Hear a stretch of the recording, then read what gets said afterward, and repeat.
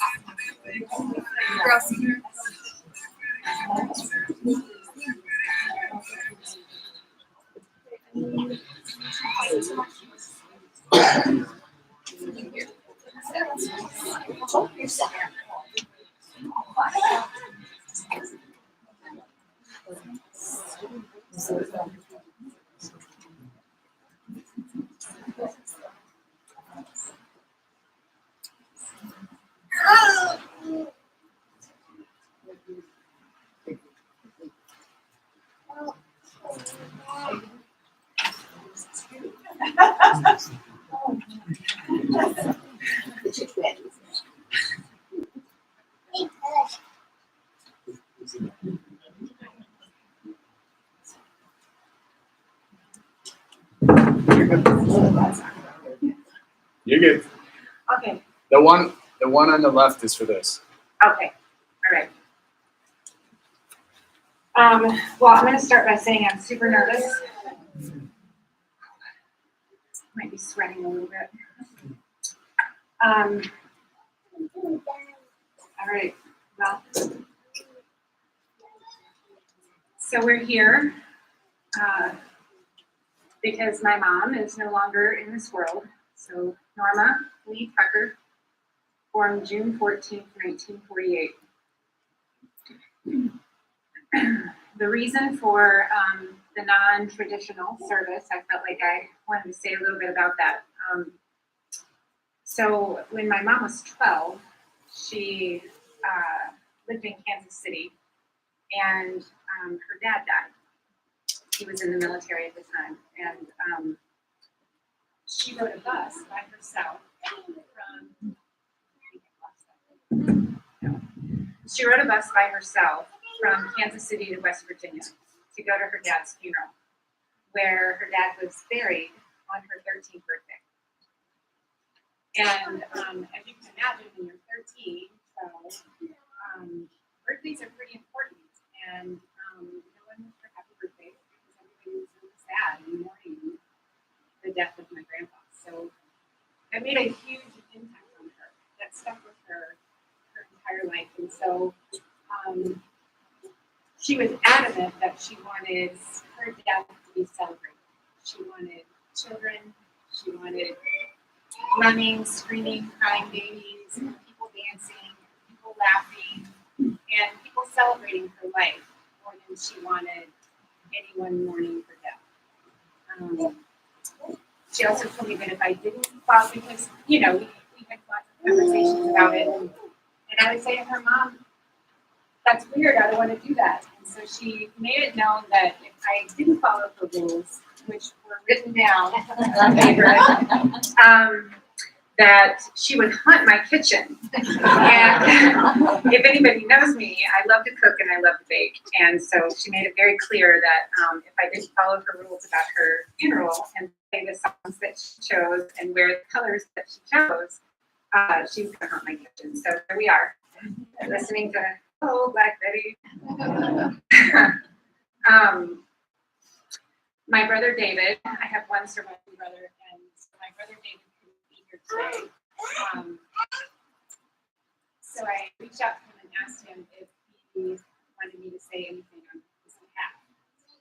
And very quickly, without hesitation, he responded and said, quote, "She was the best mother she could be," end quote. And I sat there for a second. I was like, are you kidding me?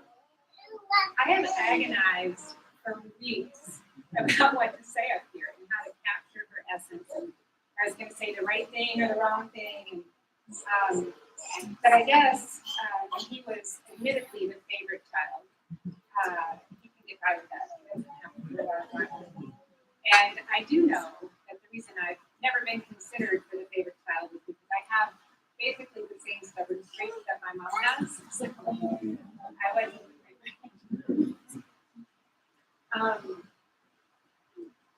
Mom was multifaceted. Mom had so many just amazing qualities about her, which made it really difficult for me to decide what to talk about up here and what to highlight up here, because I just knew that I wouldn't be able to capture it all, and it's all so meaningful. So just know that the things that I talk about up here are just small parts of all of the things that she had to offer in this world.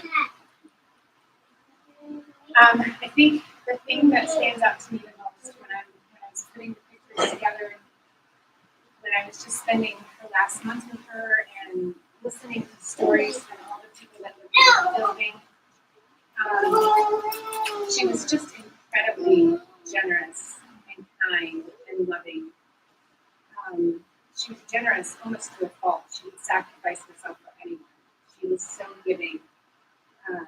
She delivered lunches in the building. She made crafts for people. She was such a good listener when someone needed a shoulder to cry on. She would really do anything for anyone. Don't get me wrong, she wasn't perfect. And if she didn't like something you were doing or saying, she definitely would let you know. She was very vocal about that. She didn't hesitate at all, but she was truly, I think, one of the most generous humans I've ever met. I was thinking about a story when my kids were little. They went to a little private school in Arizona, and for a very long time, probably the first couple of years they were there, I would get lots of feedback from teachers and other parents about how sweet they were and how well-mannered they were, and just lots of really nice things about my boys. And, as a mother, that always feels really good to hear. I could getting something right. But then a job opening came up at the school for the assistant to the principal. And my mom, who was very intelligent and an incredibly hard worker, applied for that job. And she got it. Shortly after she started, I'm not sure I heard much about my kids anymore, but I did hear from people overwhelmingly, staff and parents and other kids, was just how wonderful she was, just how generous she was, how much they loved her smile and how much it would light up a room. They just loved her everywhere she went. And before she died, I was asking her what her favorite job was. And she said her favorite job had been working with the kids at Tesseract. It wasn't so much her kids, her grandkids. She loved her grandchildren fiercely, all of them, her great-grandchildren and children. She was just very, very loving. She definitely left the space. I was just talking to some of the people that work here, and they were mentioning that on the picture boards, she's smiling in every picture. And that wasn't hard to find. She just smiled all the time. And her smile was just the light of his face. She laughed all the time. She was just someone who wanted joy. She looked for joy. And when it wasn't there, she created joy. And that was such a big part of her soul and who she was and what she brought to this world. She left this, she called it a will, it's not a will. Told me I was all set. Not your mom. So one of the prompts on this is, it says, if anyone asks how I want to be remembered, please say the following about me. And I quote, with love and kindness she lived, and she was a survivor. And I would say that every one of those words are absolutely true. And then another one of the prompts says, if there's a memorial service for me, I wish the service to include the following: dance. She has that in capital letters with an exclamation point. Smile. Tell jokes. Have fun. Sing. And then she proceeded to tell me what songs have been played, which I thank you. I've been doing that for sure. But for those of you who spent time with her before she died, I think you'll know that she said she didn't want tears, she didn't want us crying. But I think when she made that request, what she didn't understand was the hole that she was going to leave.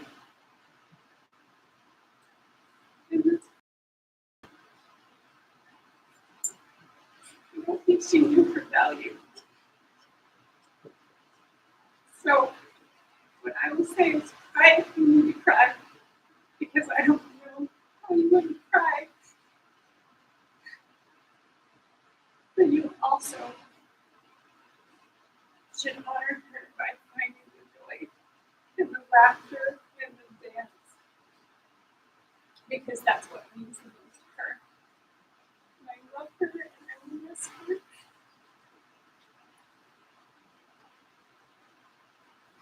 Just laugh. I'm gonna ask Jared, my firstborn, the one who gave her the title of Nana, to come up and say a few words. And I really thank you all for being here. It means so much to me. I know it means so much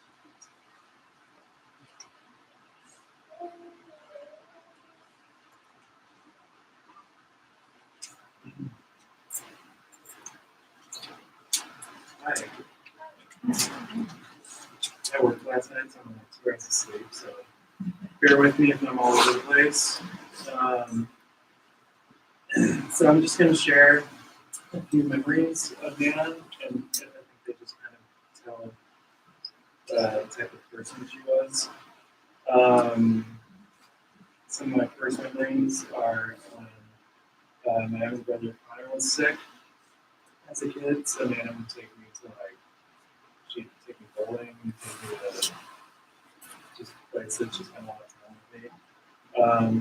When she worked at 7-Eleven, she took me to the back office at 7-Eleven, showed me how everything worked. I remember that. Like my mom said, she worked at our school in Arizona, Tesseract. I remember going to the office a lot during the day, for there. A couple of the stories make me look like a baby, that's all right. When I was 16, I ran away to Arizona because I was a brat. And when I got back, there was a night that my mom was yelling at me, and I kind of came at her a little bit aggressively, which obviously I shouldn't have done. But a couple days later, Nana came over, and she came in my room and just started pushing me. And she was like, how do you like that? How do you like that? So that scared me, and obviously stuck with me, because she's very defensive and stuck up for her family. And like you said, she's not afraid to speak her mind. And she was never afraid to stand up for what I went to Milwaukee for college starting out, and there was one night where I got really drunk because I'm an idiot still. And I called her crying, and she lived in Green Bay at the time, and she drove from Green Bay to Milwaukee just to hang out with me that night. And she hung out with me, and she took shots with us. We spent the night just talking, and she woke up the next morning and told me she loved me, and drove back the next morning. So it just showed how much she cared. We bonded a lot over writing and art, over Harry Potter. Played Scrabble a lot. Those are some of my favorite days, playing Scrabble with her and my mom. She just clearly cared about other people more than herself.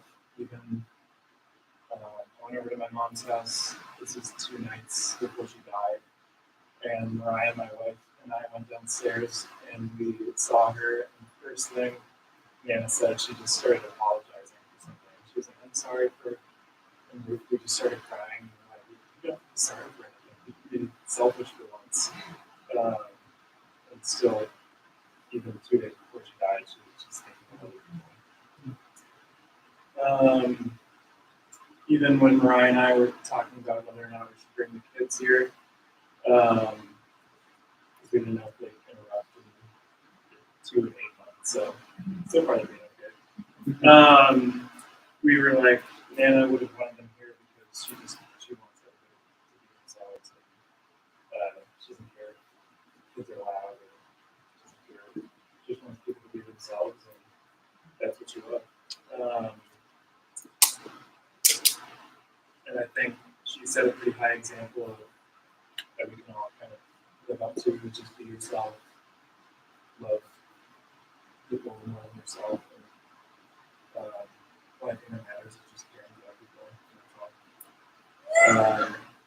Like I said, some of my favorite days would just be playing Scrabble with her at my mom's kitchen table, drinking wine, and just hanging out. And she was always laughing and smiling. And, so I think she set a good example of the person that I want to strive to be, and go into it out. Harlan's on top.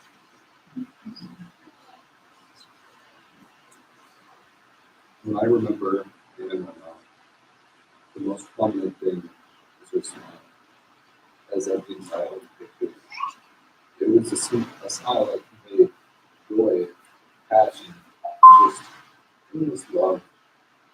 So my first memories here in Wisconsin, she welcomed me into the family like I was her own. Loved me no less. As I got to my teenage years, we walked away in the rooms to the basement. I remember she'd always make it a point to spend time with me. Even if I wasn't responding, if I was just playing video games on the TV and the 3D animations with emotions, so she would sit down there with me just to be with me. She was one of the most caring, kind people I have ever known. She was truly incredible. One of her favorite movie series was Harry Potter. And so, a quote from Dumbledore himself: "Do not pity the dead, pity the living, and above all else, those who live without love."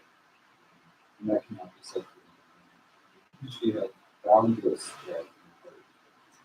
And she wants to be remembered as that, as a colorful storyteller. Someone who wanted us to wear just something bright to the funeral instead of being tired. And so that's what we did. And I want to serve everyone. And so she had a pretty impact in our lives in a way that cannot be measured. But she's in a better place.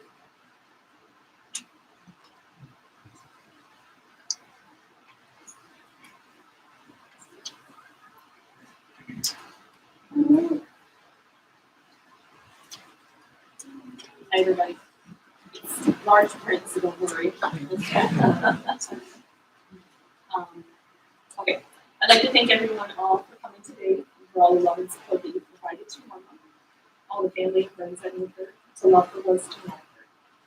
Now, let's see how much of this I can do without crying, and Norma really liked to gamble, so you want to place your bets. It's not really quick odds right now.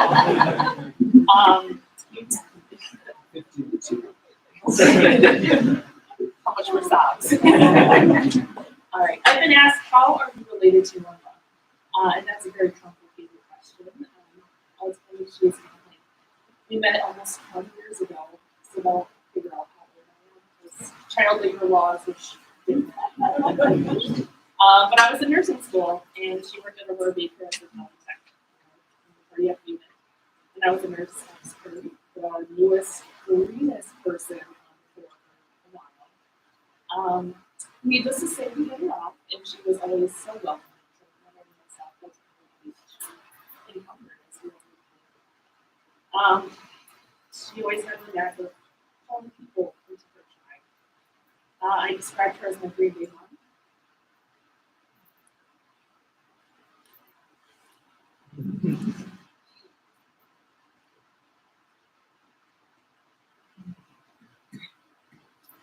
My bonus mom, my kids do.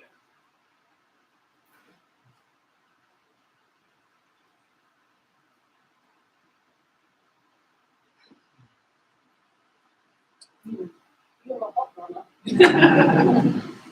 She was my mentor, my friend, my therapist, and the co-captain on many adventures. We only crashed once, so we're doing pretty good. You always knew where you stood with Norma based on her accent and the look in her eyes. She was a strong woman, full of love, and she gave the fiercest hugs. She would also give the biggest scowls and would share her opinions, so you knew where you stood with her for sure. Norma managed that with my babies after my night shifts for many years, and she got to see a lot of my family in our home and provided a lot of insights on my work to help raise my kids.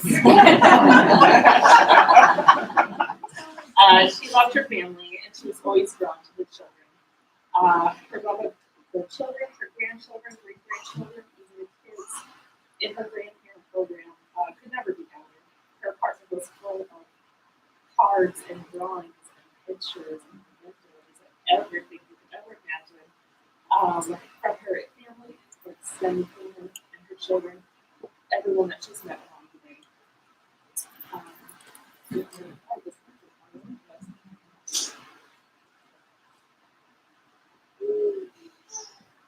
I'm saddened that she will not be physically present.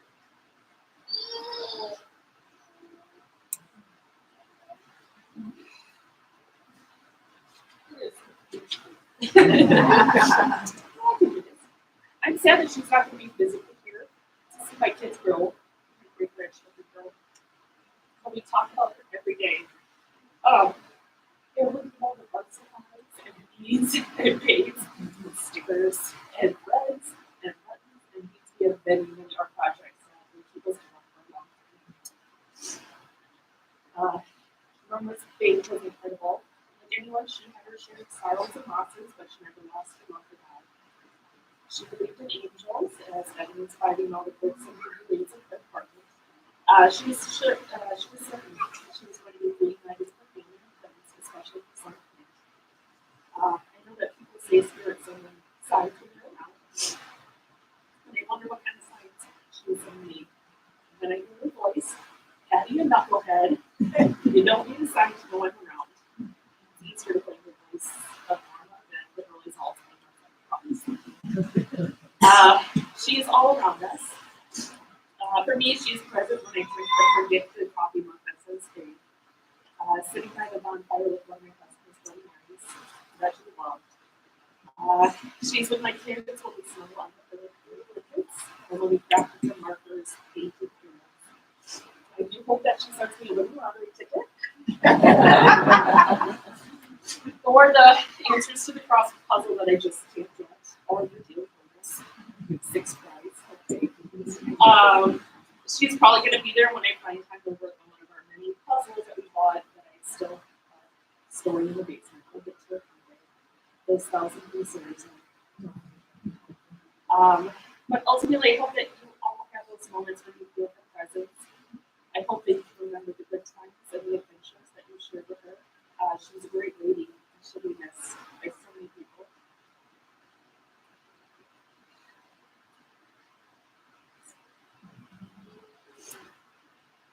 She loved you all so much, and she will touch you all.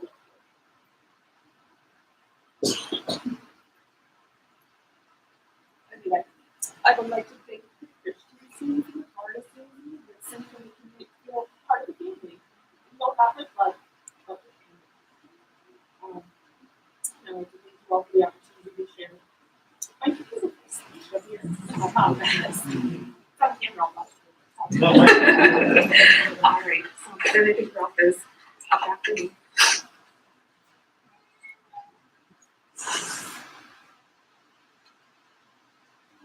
For those of you who don't know me, I'm Ralph, Norma's son-in-law.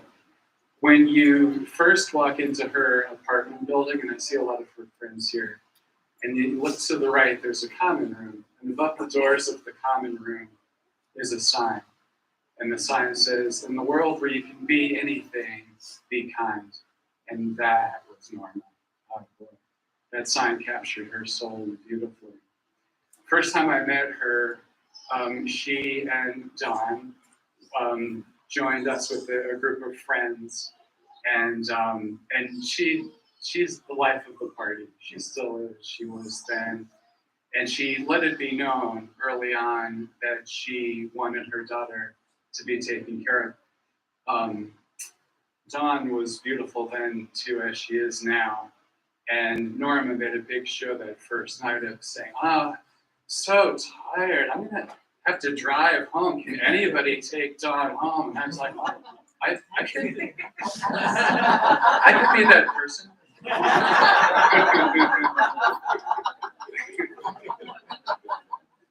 She used to say to me, and this is a long time ago now, but she'd say, "Oh, Ralph, I'm not going to be around that long." And she made it sound like any day now. I just need to know that someone's going to be there for Dawn. And I say, "Norma, I got that." And then a couple of weeks later, Ralph. And then that months turned into years, years turned into decades. But the first impression I had of Norma was that she was incredibly kind and loving and cared so deeply for her daughter. But there was another ingredient that I was missing that I didn't get right away. That didn't come till autumn. Now, autumn in Green Bay is football season, and Norma would come over and sit in our house in this big leather chair, put her feet on the ottoman, and either knitting or crochet. Does she knit or crochet? Crochet. And she'd sip this sweet, well, I'm going to call it wasn't really wine, it was wine-flavored sugar. It's the kind of wine that I would market to a 6-year-old. And she would crochet, and we'd watch the Packers. She loved the Packers like we did. And she'd sit there, and she wasn't really watching the game. And then Green Bay would sack the Detroit quarterback, which is great. And she'd stand up. "Come on, ref. Where are your eyes?" And I'd say, "Norma, that's good. That's great. That's good. Great big ball." And he'd watch more of the game, and she wasn't really watching. She's crocheting. And she'd just look up randomly and shake her fist and, "Come on." And what would happen is Detroit made a clean hit on Green Bay. Nothing wrong happened, but she'd get so angry at these random things. And that's when it occurred to me. I had a light bulb moment. Norma is incredibly kind and loving, and she cares deeply for her daughter. And she's freaking crazy. Norma is crazy. It didn't take me long to realize I love watching the Packers, but I would sit and I'd watch Norma watching the Packers. It had no bearing on reality. I'd come home some Sundays after being on call all night. I'm a physician, and I hadn't slept. I'm so tired, and I'd say to Dawn and Norma, I admitted a 3-year-old with new onset type 1 diabetes, and John back then would say, 3-year-olds can get diabetes, and then Norma would say, well, you know why that is? And when Norma said, or when she would ask you, well, you know why that is? You need to buckle your seatbelt and check your shoulder strap, because she's going to take you on a wild ride of crazy. Things she was going to tell you had nothing to do with the truth. She could have worked for the New York Times. So when she's about to ask you about diabetes, you're thinking, well, I know why. I'm a physician. Are there antibodies attack the beta islet cells of the pancreas? No. So just to back up, I'm so tired, John. I admitted a new onset 3-year-old diabetic. And then John, 3-year-olds can get diabetes. And then Norma, well, you know why that is? Oh, and I learned. I'm buckling my seatbelt, checking my shoulder strap. Why is that, Norma? And she would say, well, Mama probably gave her a sippy cup too early. And then all that sweet apple juice, there was no regulation. Her body couldn't handle it. And then I made the mistake early on of trying to argue medical facts, and Tom would be like, there's no bearing on anything. And she'd say, well, I didn't give Dawn the sippy cup early, and she doesn't have diabetes, and I gave it to Clint, and he got diabetes. And then she'd ask, has anyone ever studied that? No.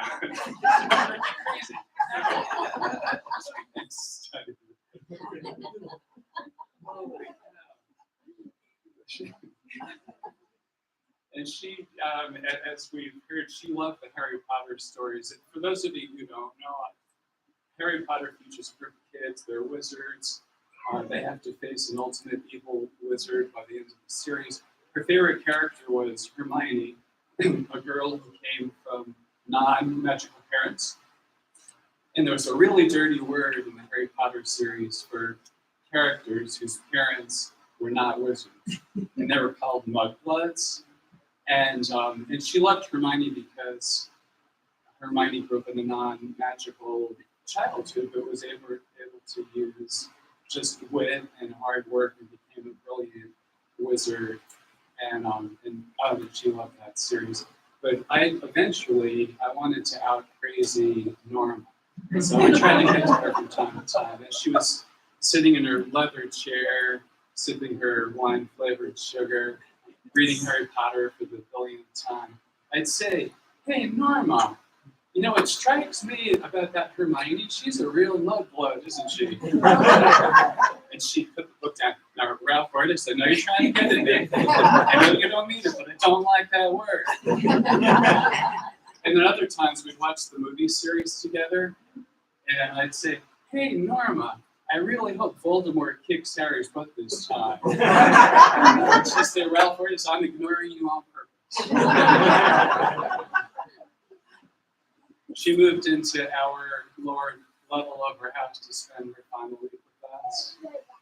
And she started having some pretty rapid cognitive decline where she was just confused and seeing things.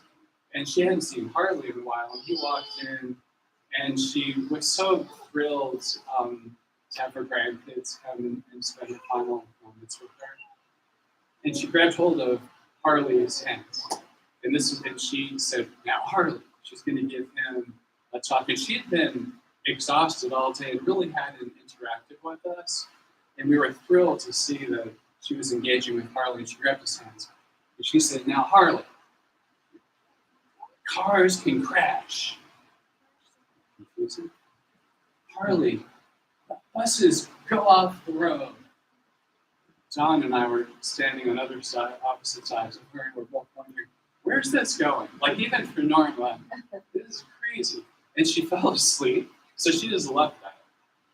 And Harley was being very patient and loving. He was holding her hand. And she came to again, and she said, Harley, and anything can happen. Chicken noodle soup. And that was it. That was her pep, so that's the best thing she said to Harley. And John and I were like, what the heck is she talking about? And we both thought, you know what? It's not that far removed from the crazy that we normally live with. So she out crazied me, at the end, except I've got one last chance. Now, Norma loved Elvis Presley. You know the scenes of Elvis when he's fat? I'm going to do, with Jared, we're going to do one last. I thought Norma was really creative. If she could pick one final crazy gift, it would be that she would write a song and that Elvis would perform. Give us a second.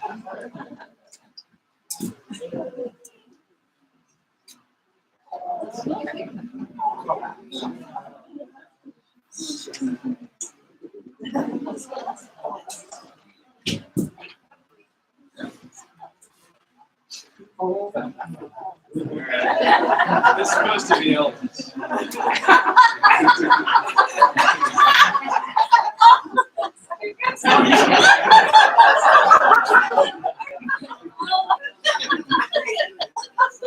Alright, so once again, this is a song that Norma wrote that Elvis is going to perform. Ready? Cars can crash, buses too. You can step in rain, but you can step in poop if it happens. Chicken of soup. One thing could happen. Chicken of soup. You can travel by train, you can travel by broom. Harry Potter's word, you can travel by shoe if it happens. Chicken of the soup. One thing could happen. Chicken of the soup. Baby, my chicken noodle. Baby, chicken noodle. Noodle, baby, chicken noodle.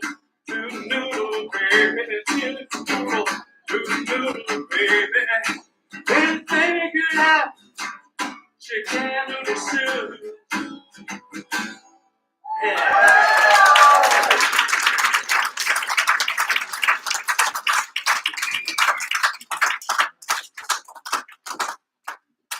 Well, I think he just won crazy. I do.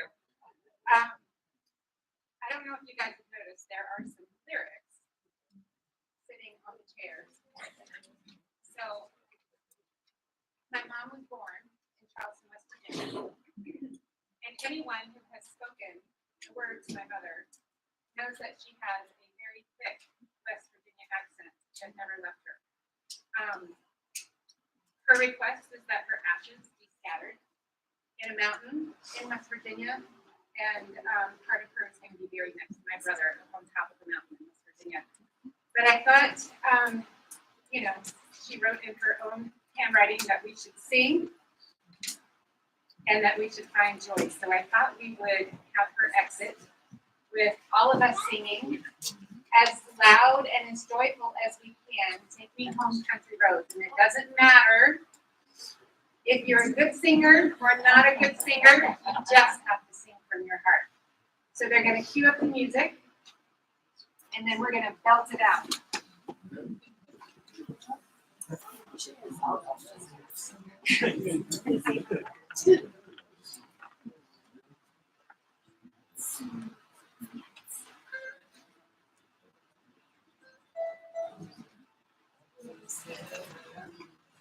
West Virginia, Blue Ridge Mountains, Shenandoah River.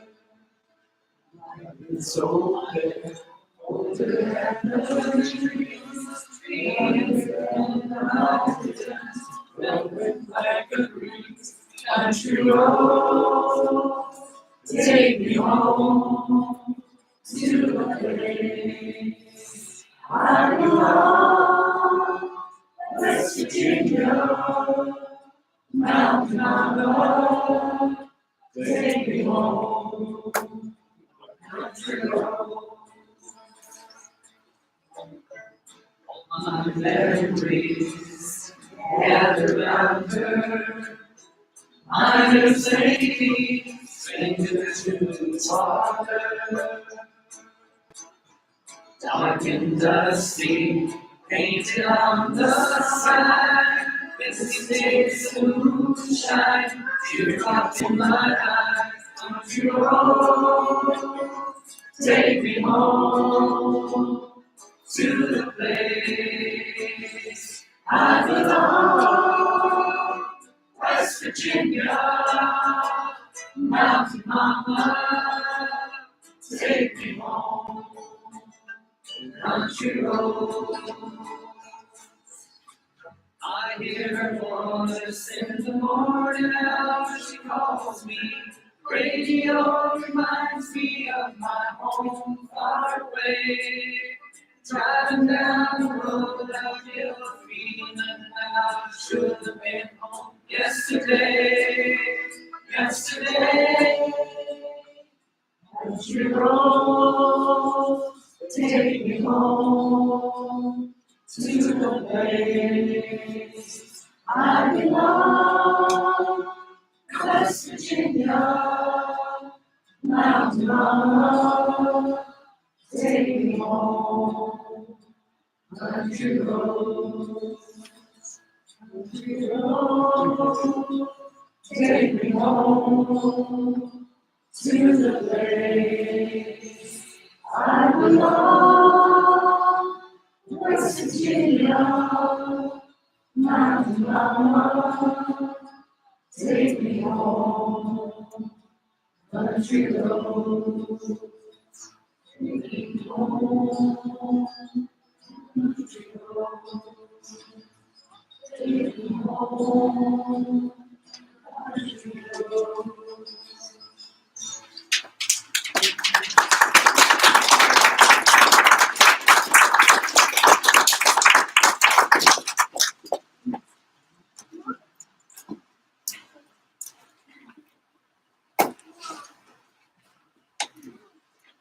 Thank you all for coming. She would have loved this.